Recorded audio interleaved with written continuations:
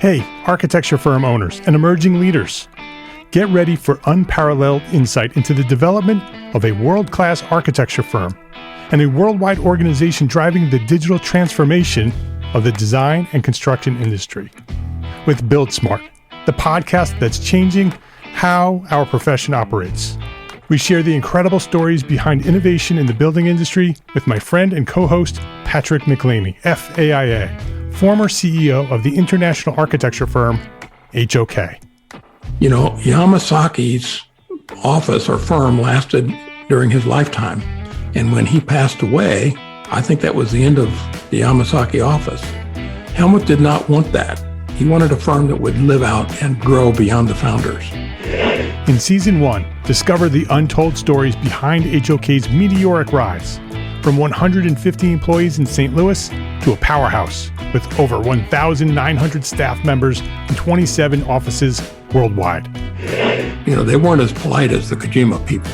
That was just boom. And anytime you have a creditor, whether it's Kojima or the bank, that wants their money, unless you can raise money someplace else, you are out of business.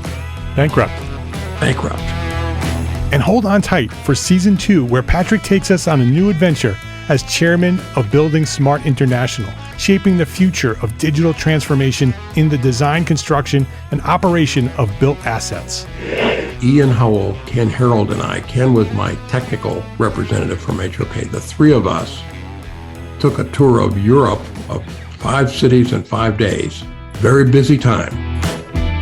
Simply follow the link in the show notes to subscribe to Build Smart now and uncover lessons that will transform you and your architecture firm.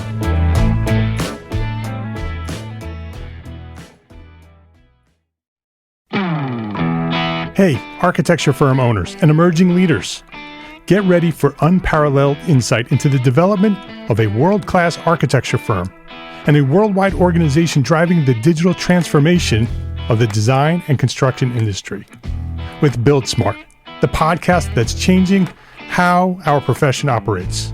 We share the incredible stories behind innovation in the building industry with my friend and co-host, Patrick McLeamy, FAIA, former CEO of the international architecture firm, HOK. You know, Yamasaki's office or firm lasted during his lifetime. And when he passed away, I think that was the end of the Yamasaki office. Helmut did not want that. He wanted a firm that would live out and grow beyond the founders. In Season 1, discover the untold stories behind HOK's meteoric rise, from 150 employees in St. Louis to a powerhouse with over 1,900 staff members and 27 offices worldwide. You know, they weren't as polite as the Kojima people. That was just boom. And anytime you have a creditor, whether it's Kojima or the bank, that wants their money, unless you can raise money someplace else, you are out of business. Bankrupt. And hold on tight for Season 2, where Patrick takes us on a new adventure as chairman of Building Smart International, shaping the future of digital transformation in the design, construction, and operation of built assets. Ian Howell, Ken Harold, and I, Ken was my technical representative from HOK. The three of us took a tour of Europe of 5 cities in 5 days. Very busy time. Simply follow the link in the show notes to subscribe to Build Smart now and uncover lessons that will transform you and your architecture firm.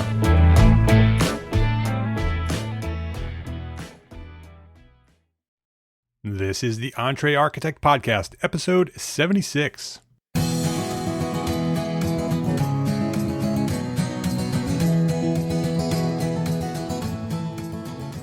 Welcome back to the Entrepreneur Architect Podcast. My name is Mark R. LePage, and this is the podcast dedicated to a successful life as a small firm architect. Whether you have plans to someday start your own firm, you're in the process of launching a startup, or you might be an experienced small firm architect just trying to make a difference, this podcast is for you. My goal is to inspire you to build a better business so that you may pursue your purpose with passion and live the life of your dreams.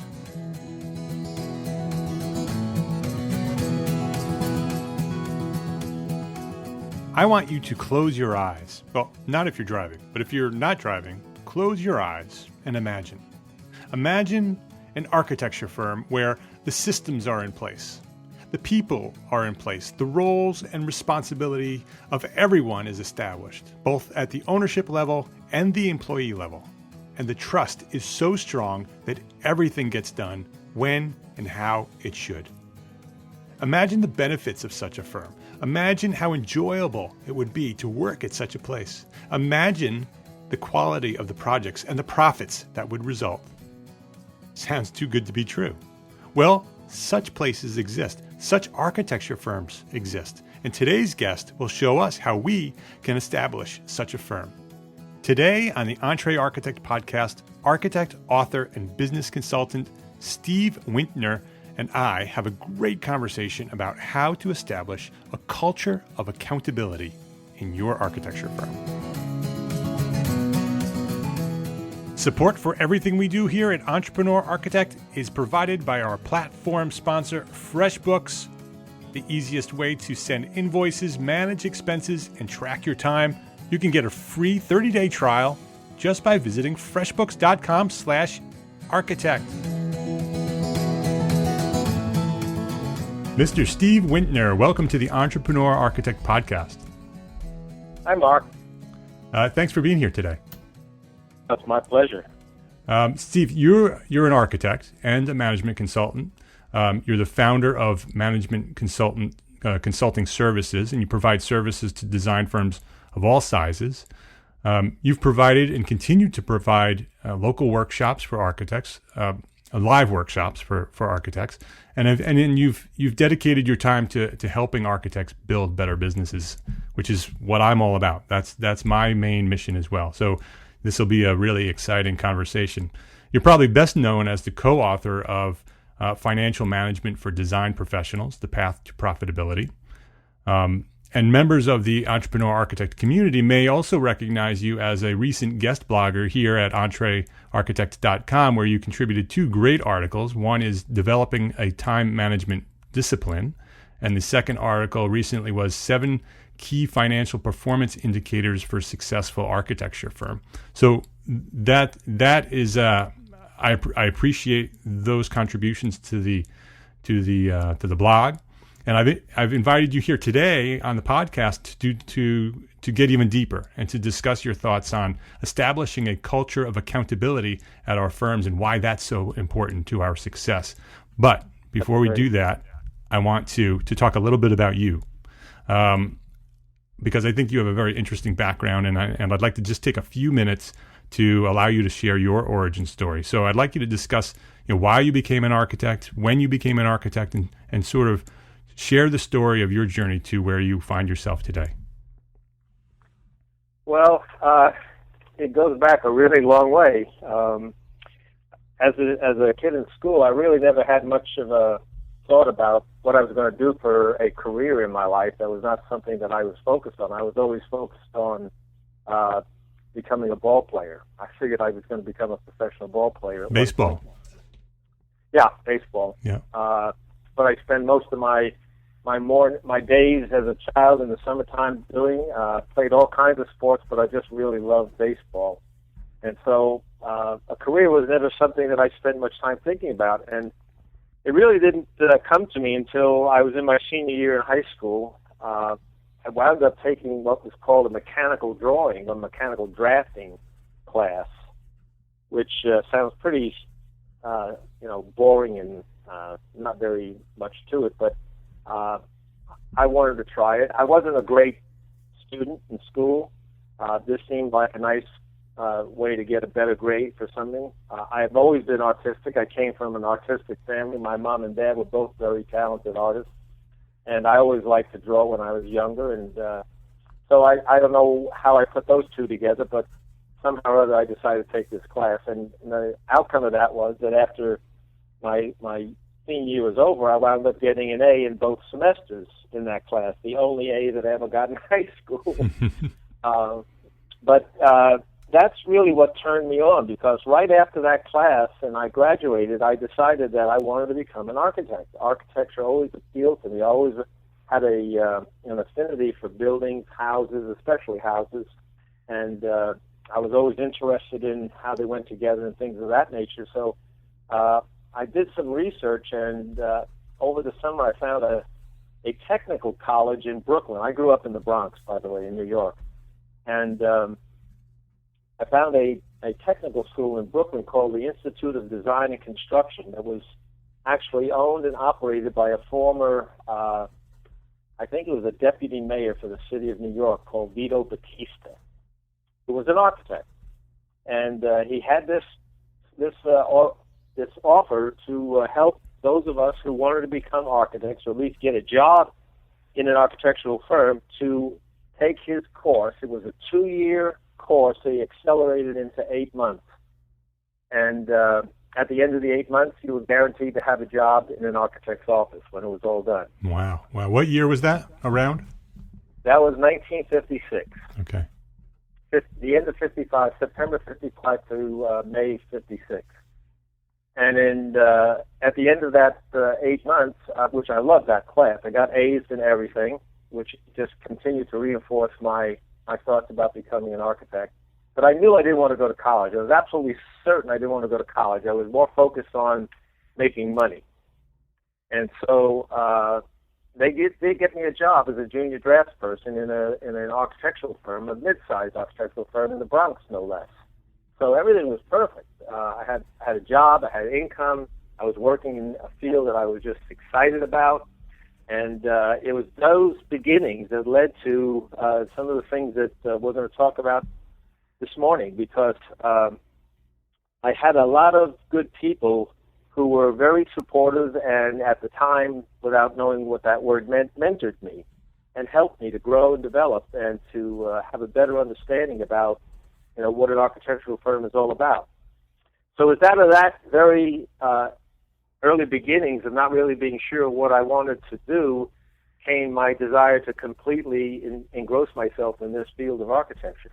As it turned out, it became pretty obvious to me after about 5 or 6 years in the industry, working in an architect's office, that I would always be an architectural draftsperson unless I got a degree. So it was with that in mind that I decided that I was going to go back to college and get a degree. And so that's what I basically did. I relocated because a whole bunch of the guys in the neighborhood had moved to California, to the Los Angeles area, and they came back for the summer, and at the end of the summer they were going back to Los Angeles. And in the meantime, I had decided I was going to go to one of 3 schools, the University of Cincinnati, the University of California, and the other one was the University of Colorado. And so I applied, and I was accepted to 2 of the 3. As it was, the university that turned me down is the university that I wound up going to. They actually turned me down because they didn't think that I had the proper high school grades. So, long story short, I wound up convincing them that I was worthy and that I would do well, and they accepted me, and I came in as a transfer student because I had been attending the Cooper Union School of Art and Architecture in New York for a year after I had gotten a few jobs under my belt and I had some more understanding. I started school in New York at the Cooper Union. So anyway, that was where I got my education, and it was a great education, and I worked all of the time that I was in school, so I continued to work and go to school at the same time, and it was an existence that I really enjoyed. And so over those early beginnings, I got myself deeply ingrained, and it's just been one wonderful journey after another, and having had a lot of great people in my life to help me move forward. And I've always felt this drive and this passion to continue to excel and do well in anything that I undertook as a job, as a task, as an assignment. And I was fortunate that my employers recognized that and kept on advancing me. So that's how it all began. Okay. Well, I was going to ask you who your favorite baseball team is, but seeing that you grew up in the Bronx, I think that's obvious. No, it isn't. No? No, it isn't. I'm not a Yankees fan. Oh, my goodness. Been. No, I was a dyed-in-the-wool Giants fan. My dad and my mom were Giant fans. And they were pretty close to the Bronx because it was right across the river, the Harlem River, from the Yankee Stadium, where the Giants played in the Polo Grounds. And so, no, I was a Giant fan.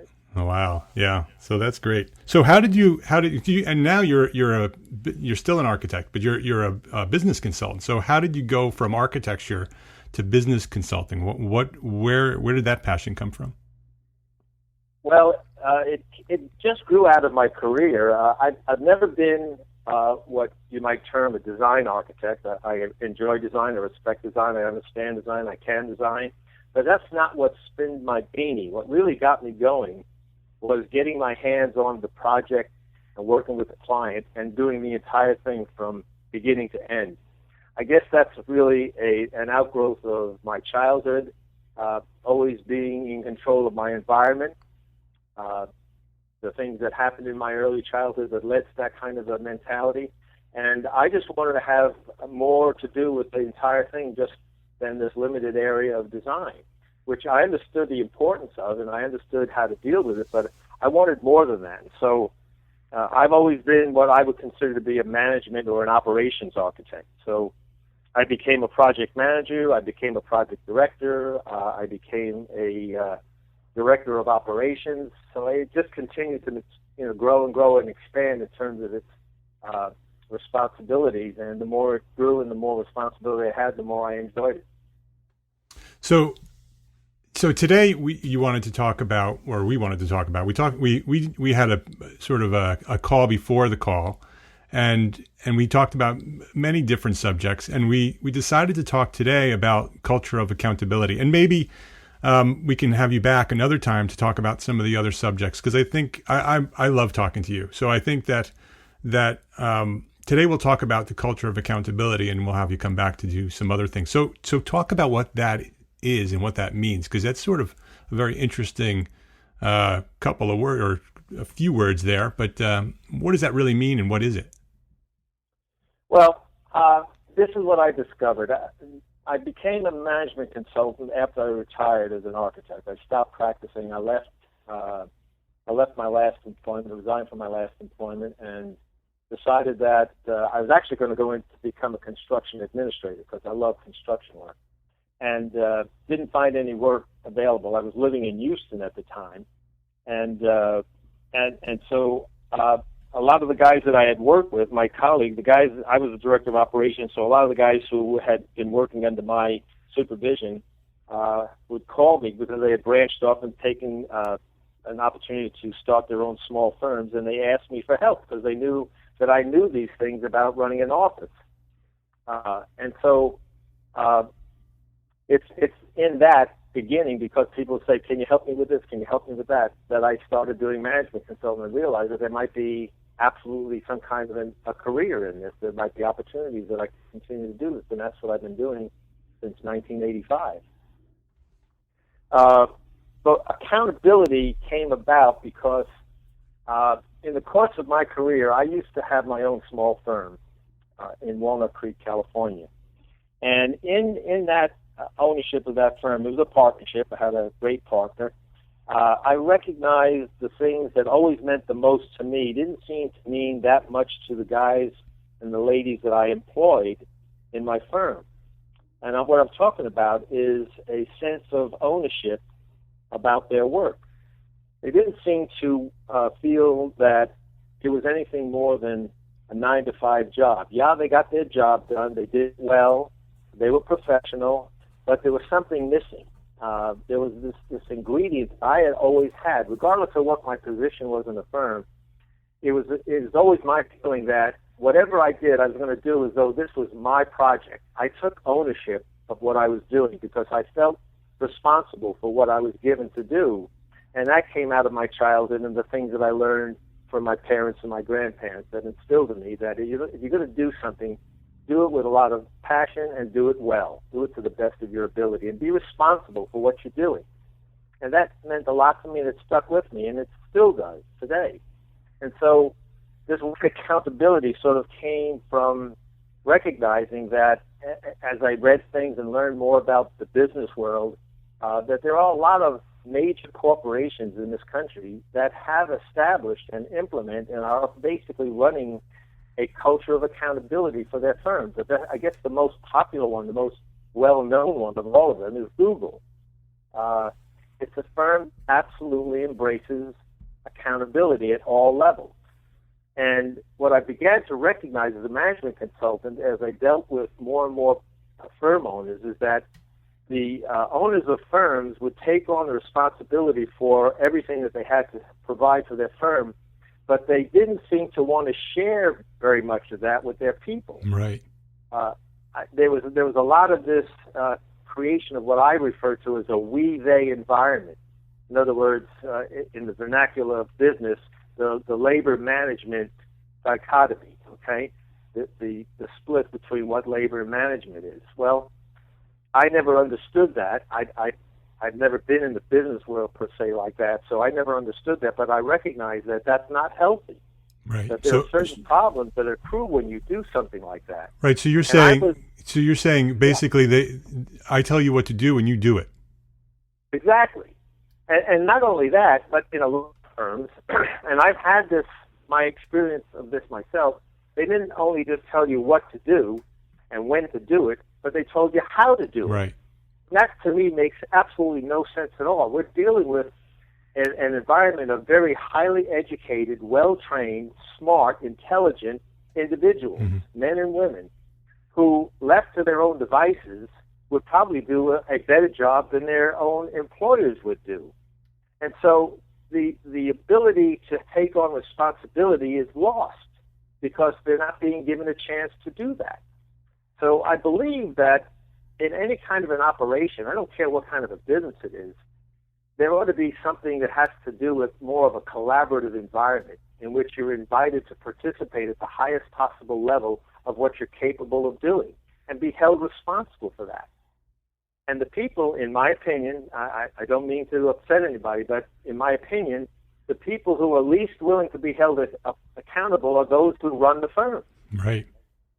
They seem to want to, quote unquote, pass the buck. But they don't seem to want to pass the wealth at the same time. Personally, I had the good fortune of working for the best firm in the world, the largest firm in the world, Wintner and Associates. And I was an officer of that company for a number of years, and I worked for them for 11 and a half years. And I understood from what Art provided for us in the way of leadership how to run an organization. And it perhaps came from that, if it more than any other thing, apart from my own experiences and what I learned and what I observed, that taught me that there is a better way. There is another way to do this. And in fact, I don't know if you're familiar with it, Mark, but Art just wrote a book called Art's Principles, 50 Years of Learning How to Run a World-Class Business. Mm-hmm. I haven't heard that. It's on Amazon. It's available. It's really inexpensive, and it's an absolutely delightful read. I mean, of course, I'm passionate about it because he's a former employer of mine, and I have a lot of respect and admiration for Art. But the book itself is so wonderful. There's so many really down-to-earth, easy to read, easy to understand, easy to grasp concepts and tips for how to become a better employer and how to have better success in your organization. And if you look at it and you see it in context, for me anyway, what it says is, this is a man who understands what accountability is. Everybody's going to be accountable for whatever it is that they've got to do. So that's really what I'm talking about, is taking responsibility, owning what it is you do, you say, and how you act, respond, and talk. Right. And so you're talking about Art Gensler, just to make sure everybody understands that. So if the listeners hear what you're saying and agree with you and like that idea, I love that idea, and I'm hearing a lot of that recently in the business news, in the business world. A lot of large corporations are moving in that direction. Most recently, I read an article about Zappos, basically making everybody accountable for themselves. Yep, that's another big company. There's basically no management layering. Everybody is doing their own thing. They have their own roles and responsibility, and everybody's just doing it. Right. Let's take a quick break to thank FreshBooks for support as a platform sponsor. Because as a platform sponsor, FreshBooks has provided funding and support for our mission here at Entrepreneur Architect to become an influential force in the profession of architecture. They recognize the need for small firms to build better businesses in order to be better architects. Have you downloaded your free 30-day trial yet? I encourage you to do that right now, today. They set up a special page just for us where we can sign in and request our free trial. Give it a look. It's free and it won't take more than a few minutes to sign in and look around. And I think once you see how easy FreshBooks is to use, you'll want to give it a spin. And I recommend just trying it for one project. You can just sign in, get your free 30-day trial, put one project, one client in the system, send out your next invoice to that client by email, and see what happens. Give it a try. It's free, 30 days.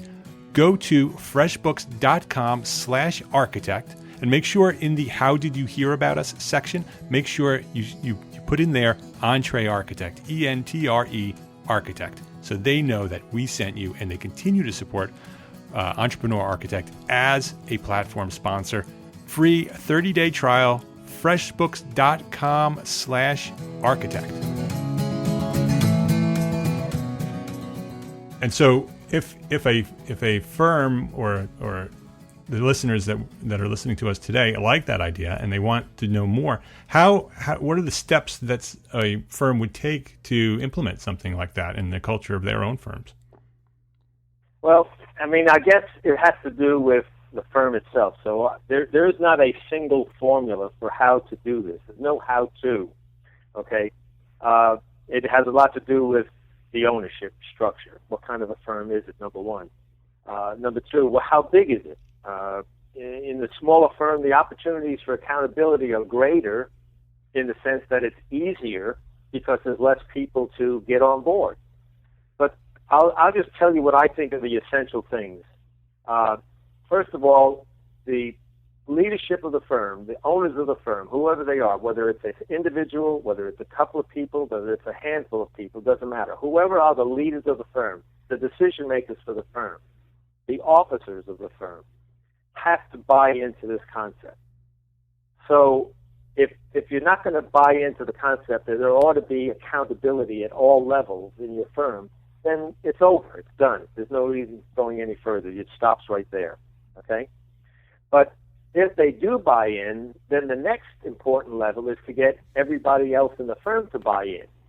So there's a whole bunch of steps that have to be followed to go through what it takes to, one, introduce this to a principal of a firm or the principals of a firm, and then if they are willing to let you talk to their people and they buy into the concept, they're willing to at least go to the next level, let you talk to their people, to be able to make a presentation that resonates with the employees. So I take it to the very basic level. My pitch, so to speak, if I was going to put it into a simple sentence, is simply to say, why wouldn't anybody want to have the opportunity to be in control of their professional destiny in their employment? And why wouldn't you, Mr. or Mrs. Owner, want to have a room full of people, an office full of people who are all on the same page as you are, trying to do as much as they can to make your firm as good, as successful, as financially rewarding as you want it to be? The answer to that question is obvious. Everybody would want that. Why wouldn't they?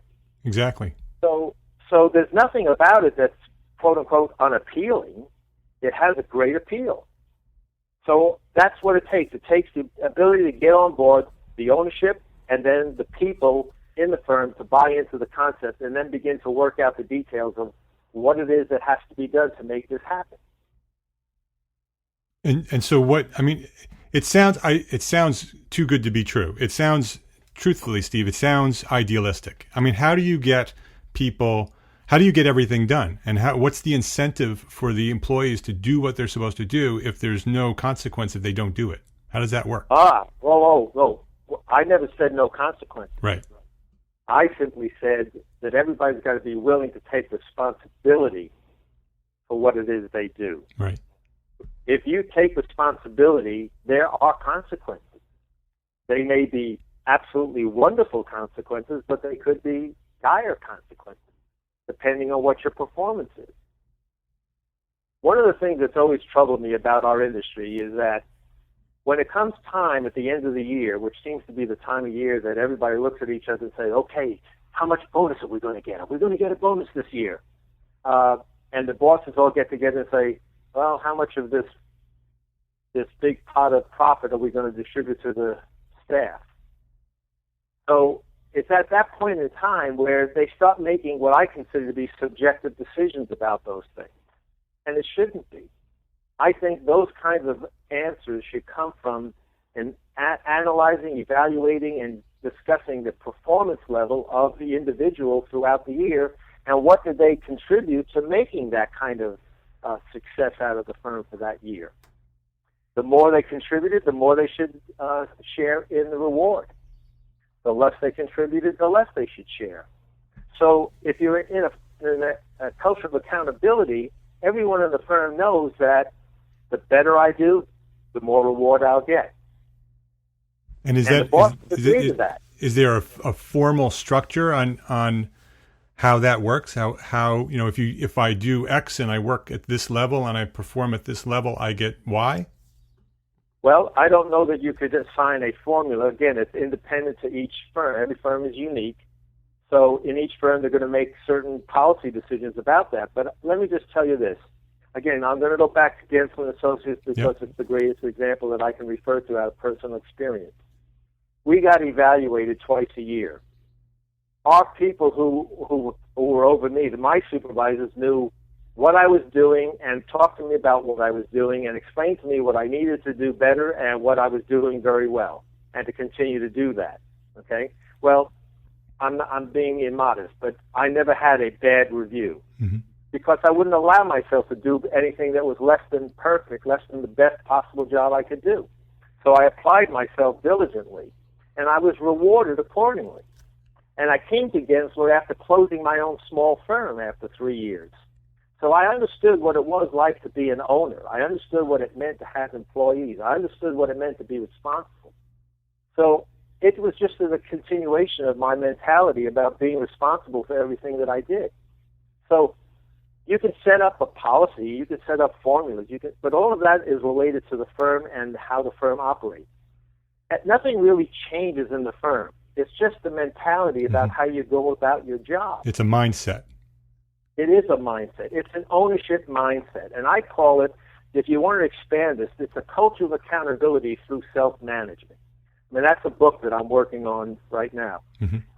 I'm convinced that there is absolutely no reason in the world why any firm ought to have people managing other people. And that's really the key, is that it's more than just a culture of accountability. It's a culture about accountability of self-management, that the people, everybody in the firm, they all very clearly understand their roles and their responsibilities. They accept those roles and responsibilities, and they do their job of those roles and responsibilities. And as long as everybody's doing that, your firm succeeds, and then everybody benefits from by providing those services and fulfilling those roles and responsibilities. Absolutely. So, Absolutely. Steve, and if you think about it, why would you want to spend money to have a high-priced person manage and spend their time supervising another high-priced person? Yeah, what's the point of that? There's hundreds of firms all throughout the world that people that have employees that's their job. The middle managers of their job is to just make sure everybody else is doing their job. Exactly. And I don't understand that mentality. And so by shifting to this other culture of accountability, you can remove that layer of management, save the firm a lot of money, and distribute that money throughout the rest of the firm to everybody who's working. Exactly. And that's my point being in our industry, in the design professional services industry, that applies perhaps more so than a lot of other general businesses, because it is made up of very highly intelligent, well-educated, well-rounded individuals. Are there people who don't fit that mold? Of course, but those people are always promoted to the competition. Yeah, and my audience is mostly small firms. that's really the community, the entrepreneur architect community, are mostly small firms and sole proprietors, and sort of out of the necessity, many small firms are already set up that way. But their mindset is that they need to change to go the other way as they grow, that they become the bigger firm, and the more established firm, they start creating these layers of management, and that's the mindset. But maybe they should take what they're learning now as a small firm, and as they grow, continue to do that and to build on that and to create this culture of accountability from scratch. And as they grow, it's just a bigger, better culture. Absolutely. Look, I joined ARC when the firm was 42 people. Okay? 42 people. That's a pretty small firm. I mean, and now there's thousands. By today's standards. There are over 4,000 employees in that firm right now. Do you think that ARC was different when we were 42 than he is today? No, he is absolutely not. He just continued to allow the firm to evolve with all of the same values and core principles that he had at the firm of 42 people, and that he started the firm with 3 people. Yeah. So it's a mindset. It's an understanding about what will work best and what's in the best advantage of everybody. And if we had everybody pulling in the same direction, everybody with the same goals, the same values and principles, the firm has got to improve. The firm has got to be better. Right. And as a consultant, have you been through this process with any of your clients? Oh, yeah. I've started this process with at least 3 firms. They're in different stages of development. One of the things about this kind of thing is not something that it's going to happen overnight. Right. You're not going to change overnight. Change is very difficult for most people. And especially in a small firm, there's so much to do. You can't just, take the time and the energy to devote it to something like this, which is not what I would consider to be productive time. It will be productive over the long haul, but in terms of your daily stream of cash and income, that's not going to help it. So you've got to be able to do this over time. So this is not a horse race. This is a marathon. This is something you begin to look at and you begin to implement through pieces at a time, little pieces at a time, working out the pieces of the puzzle so they can be put together. And then as you develop as a firm, as you continue to work together, you'll learn how to make these things work better as pieces of a puzzle that go together. So it's clearly a long-term process. So it's not something that you just decide one day and you have a meeting and you say, okay, now we're going to have a culture of accountability, and everybody starts doing their job. It's a long-term. So do you put together a plan of action on how to do this? Oh yeah. I mean, every firm that I start with, again, because of where they are, who they are, the size they are, the leadership of the firm, the kind of firm that they are, I develop for them a customized plan. I don't have something I pull out of a drawer and apply to them. Here's steps 1, 2, 3, and 4. You go do that. I am very hands-on with the process. I keep the process very much an open dialogue and communication with the leadership and with the group of employees that I'm working with. And every one of the employees that's involved in the firm is involved in the process of making these decisions that will lead up to submitting to the ownership the recommendations they have for what to do about these things. And it's all based upon identifying, finding out what can we do better, what's missing, what's not working, what is working, how do we multiply what's working and change from those things that are not working to something that will work. So it's a lot of time and effort and energy. So is it expensive? I don't think so. I don't consider myself to be expensive. I think that it's the value that you bring to the company. And I think that I can attest to other firms that have been through this and are going through this with me, the value that they have understood and recognized that comes from this. Yeah. What are some of the benefits of firms that do take on this plan and implement it? Well, okay. Essentially, you're creating an environment that has to be built upon common goals. So that's the first point that you point out, is that you're going to create common goals where there's an alignment of the firm's vision and mission statements throughout the firm, which in time, if it isn't already there or if it has started, will continue to embellish and enhance an environment of trust, which is the number one thing. I mean, you can't have this kind of thing unless there's trust. From in both ways, both from the top down, going up and down. Yeah, absolutely. And this whole thing about up down, bottom up, that goes away. It becomes more of a linear thing. There's management, and then there's operations. And so, but the point of it is that everybody has a level of responsibility. Everybody's pulling in the same direction. They're just pulling different things to get there. Some with a greater load than others, based upon their experience and their knowledge. And so, the more you do, the more you're willing to do, the more you're willing to learn. The challenge you put to yourself to grow and develop becomes something that's self-enhancing. You get an individual's enhanced feeling of motivation and encouragement, and out of that becomes an overall recognition of the firm's integrity. That's the next question, is where's the integrity in the firm? Well, this kind of thing promotes trust, it promotes integrity, it promotes encouragement, and it promotes stimulation. All of those things are good for the morale of the team. Okay? And the last thing is that when you do this together, you get consistency. And if there's one thing that I found in dealing with firms, especially small firms, people come in from all different kinds of other firms, and they bring their bad habits with them.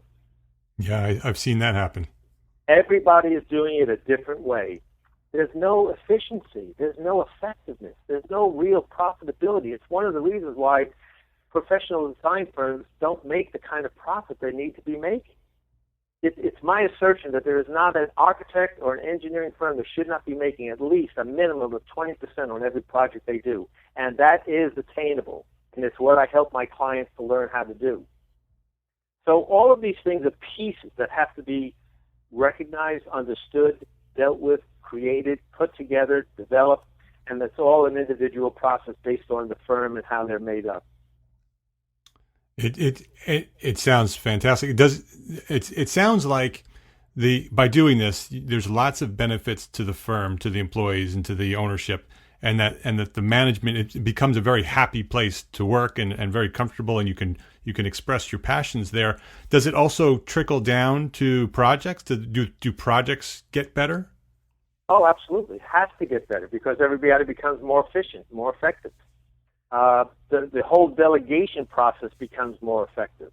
I mean, delegation in so many firms is, hey, Jack, Mary, you come over here. You're going to do this, and you're going to do this, and this is the way you're going to do it, and I need it done in 3 days, period.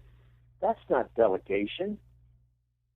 That doesn't allow for any growth or development. It doesn't allow for anybody to think for themselves. They're being led by the nose. Those people are too smart, too intelligent, too well-educated to be treated that way. So you create an environment in which delegation becomes, as Covey says, a stewardship kind of thing. Right. You communicate everything you need to know that the other person is going to have to know about what you're asking them to do, and then let them do it.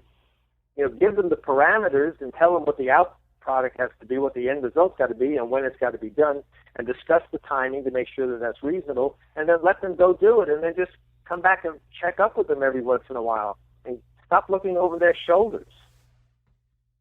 Right, and the projects, the quality of the projects go up. The time of implementation for the project, the actual project schedule reduces because everybody's doing their job when they're supposed to be doing it. And as a result, the firm's making more money. There's more incentive to make more money. It's more incentive to get things done quicker because everybody's going to benefit from it getting done quicker. There's a benefit to having it done a very high quality. It all trickles down to a higher profitable firm. Yeah, I don't like the word quicker so much, Mark, but I think that it does get more efficient and more effectively accomplished. That's a better word. So it's a better process because it's more well thought out, more well applied with the people and the skills that they have, so that it can become more effective and more efficient. Right, and therefore more profitable, which is really what. And keeping your employees informed, educating them, allowing them to develop and grow and expand is a plus. It's not a minus. You're not to subject them to some kind of indentured slave labor kind of thing. You want them to be as good as they can be. There's a reason why Gensler has the very lowest attrition rate of any firm in the country. I was just going to say that. People don't want to leave there. Yeah. I mean, I was with them for 11 and a half years. I could still be with them today. I mean, there are people that I used to work with who worked under me when I was there who are just now retiring. Gensler has created more millionaires than any other firm in the world in this industry, okay?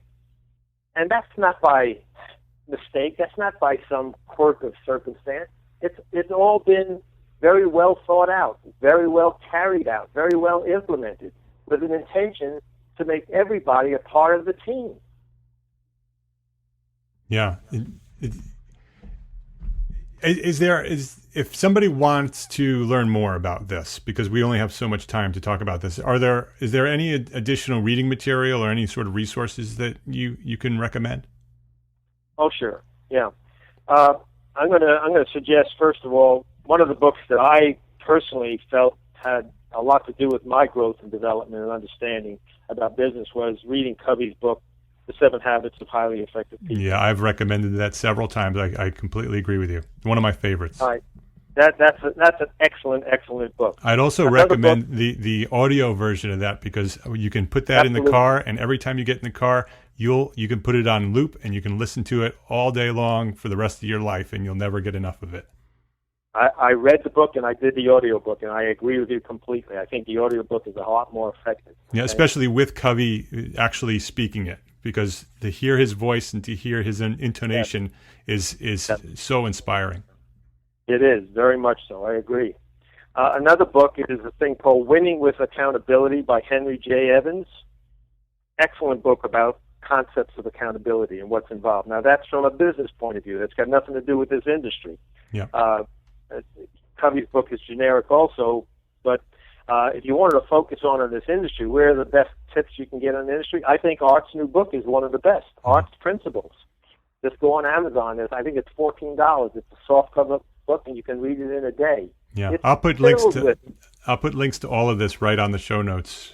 This is episode 76, so people could just go to EntreArchitect.com/episode 76, and I'll have links to everything that Steve is talking about. There's another one called Kiss Theory Goodbye by Robert Prosen. Kiss Theory Goodbye. Yeah. Robert Prosen. And that's a really wonderful book about learning how to absolutely improve the application and the activity level and stop thinking about it so much. Forget about the theory. Yeah. Get into getting it done. Do the Nike thing. Just do it. Yeah. Okay? And then certainly, again, being immodest, I would recommend our book, Financial Management for Design Professionals, The Path to Profitability, because it does include a whole lot of things that have to do with operations and running the firm. In fact, my co-author, Michael Tardif, and I are in the midst of rewriting the book as an e-book that we're going to hopefully self-publish before the end of this year. We're almost done. So that'll be out as an electronic book that people can get on the internet. Yeah, keep me posted on that, and I'll spread the word when it goes live. There's an untold number of articles on this subject. I mean, I've written so much about this subject over the years. I just came across something recently by a gal by the name of Elizabeth Stincelli, Stincelli. She's with Stincelli Advisors, and she's got something. It's a blog that I found. I don't remember where I got it, how I found it, but you could go to her website, which is StincelliAdvisors.com, and see it. It's called Barriers to Employee Accountability. Wonderful, short, brief, succinct. She states 3 basic things that need to be done. I mean, it's perfect. It's so well written, so adaptable to any kind of a business to understand what is it going to take to get the people to be a part of this. I don't think the people are a problem. My problem has never been the people. My problem has been the management of the firm, the leadership of the firm buying in, because there's always this concept of threat. There's a threat to their security. There's a threat to their position. That's nonsense. All that is, in my opinion, is ego. And if you have an ego in your firm is stifled. You're not going to get where you need to go. Yeah, I think that's also, you used the word culture. I think that's the culture of architecture. Traditionally, that's how architecture has been. And I think that with people like you and what I'm doing, I'm trying to also do that. I'm sharing everything I do here on the podcast and in the blog, and intentionally doing that to encourage other architects to do the same thing, so we can all be transparent about what we do and we can all share And by sharing, everybody will start benefit. And then the entire profession starts to benefit by sharing. Absolutely. I couldn't agree more, Mark. I mean, my whole premise of my operation, what I do, I don't do for the money. My wife has accused me so many times of saying, you would do this for free if you were financially wealthy. I said, yeah, I would, because I'm so passionate about my industry. I'm so passionate about what I'm doing, because all I want to do is share everything that I've learned over these years of my career with my colleagues, and I want to be able to impart to them the benefits of what I've gained so that they can have the opportunity to see if it works for them. So, I mean, it's why I wrote the book. It's why I did 20 years of workshops for the AIA. It's why I'm writing this next book. It's why I write all these articles. It's why I share everything I have, because I think it's the only way that we're going to get better is if we help each other to get better. Yeah, and thank you for doing what you do, Steve. Well, thank you. This is a wonderful opportunity that you've provided to be able to communicate my thoughts and my passion about this subject. Yeah, I really enjoyed our conversation. Are you available to be contacted if somebody had any questions or even wanted to retain your services? Absolutely. Whether they want to retain my services or not, I'll respond to any questions, any comments. I'd love to hear from people who will tell me success stories of what they've started. That'd be wonderful if I can help them, if I can guide them without them having to worry about retaining my services. I'd be happy to do that as a way of giving them another boost, another push. I'll do whatever I can do, and I'm always pleased and just absolutely honored to be contacted and ask questions to help them in any way that I can. So what's the best way for them to contact you?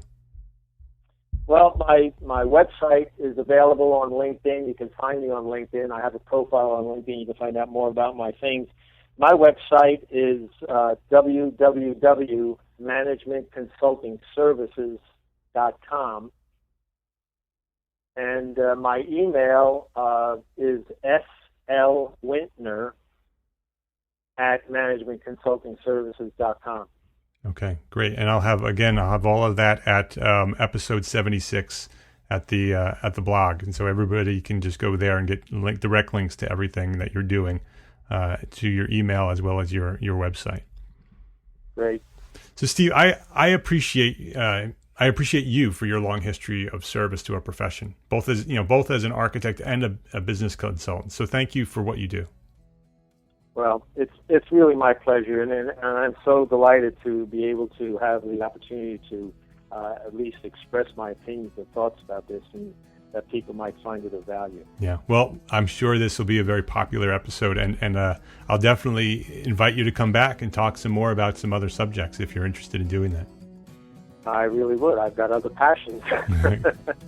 That'd be great. So for today, thank you very much for taking the time to join me today on the podcast. Thank you, Mark.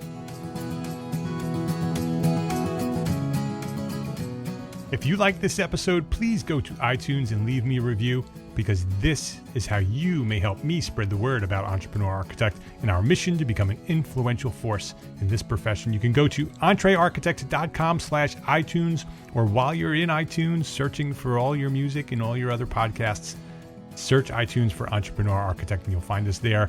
Hit review and let us know what you should think. That is a wrap for today's show. Show notes and a direct link to download this episode may be found at EntreArchitect.com/episode 76. And before we go, quote of the week.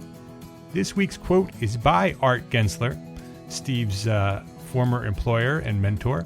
Art Gensler says, "One reason Gensler has been so successful is that we run our firm like a business.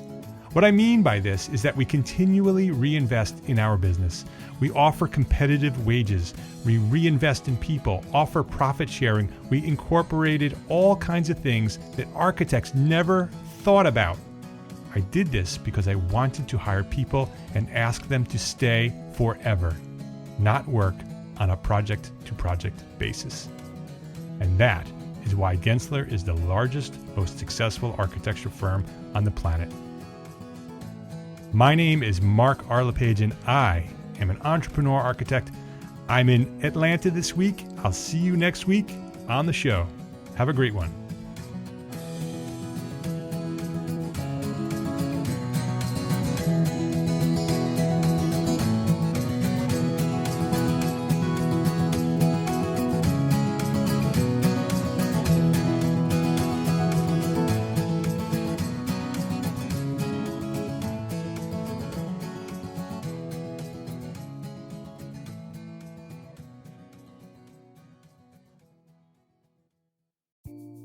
Imagine earning continuing education credits while doing exactly what you're doing right now. Well, you can. Gable Media has revolutionized the way you earn your continuing education credits with a groundbreaking approach. Forget running around town and scouring the internet for credit-worthy courses. Fulfill your CE requirements effortlessly by listening to engaging podcasts just like the one you're listening to now. Our podcasts are designed to educate, entertain, and inspire, all in a user-friendly environment. But wait, there's more. Architects, Gable Media is also approved as an AIA continuing education services provider. Upon completion, we handle everything, from reporting your hours directly to the AIA to storing your certificates in your personal Gable Media profile for your self-reporting needs. So follow the link in the show notes and start earning your credits in the most innovative and entertaining way possible with Gable Media.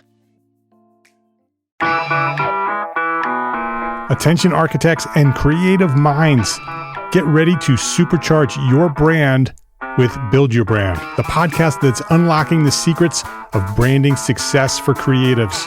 Hey there, it's Mark Arlepage, founder of EntreArchitect, and I'm inviting you to join my friend, architect marketing expert Jeff Eccles at Build Your Brand podcast, where he explores the captivating stories of the world's top brands and transforms their lessons into powerful moves for small firm architects and creatives like you. In Season 1, Jeff shares the thrilling tale of Southwest Airlines, where he dissects their journey to the summit and distills it into strategies tailor-made for you. It's important to keep in mind that companies like Southwest compete in the real world, just like you, and face real-world challenges, just like you. You might be surprised at how similar those challenges are to the struggles that you grapple with on a day-to-day basis. Don't miss out on your blueprint for success. Subscribe, tune in, and let's build your brand together. You may have noticed that the very best brands in the world are also known for having somewhat unique corporate cultures. That's often the glue that holds everything together when they encounter those rough spots. We don't do it because it inconveniences the passengers to whom we are primarily dedicated, the short haul, frequent flyer. Follow the link in the show notes to subscribe to Build Your Brand today. Remember, no matter the size, the journey's the same. Your brand's journey to the top starts here.